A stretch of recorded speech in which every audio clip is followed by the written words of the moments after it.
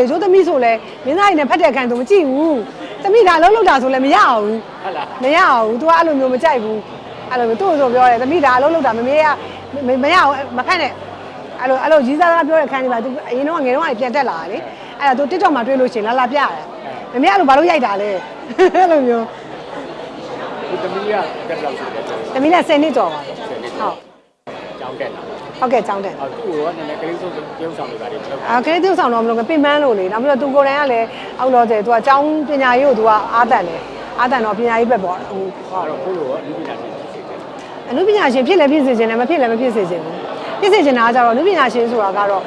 လူချစ်ခင်လူပြင်များတယ်ပေါ့နော်အနုပညာသမားဆိုတာကလူသက်တမ်းမှာတစ်ယောက်ပေါ့အဲ့လိုမျိုးပေါ်ထွက်တာလေတကယ်အနုပညာသမားစစ်ကိုပြောတာပါအဲ့လိုမျိုးဆိုတော့ဖြစ်စေချင်တယ်အဲ့လိုကြောင့်ဒါပေမဲ့လည်းမဖြစ်စေချင်ဘူးဆိုအခုခေတ်ကအရင်ခေတ်နဲ့မတူတော့ဘူးခေတ်တွေလည်းပြောင်းလာပြီနောက်ပြီးတော့သမီးလေးပြင်ပန်းမှာအဲ့လိုအခက်အခဲတွေကြုံရမှာတိုက်ခိုက်တွေ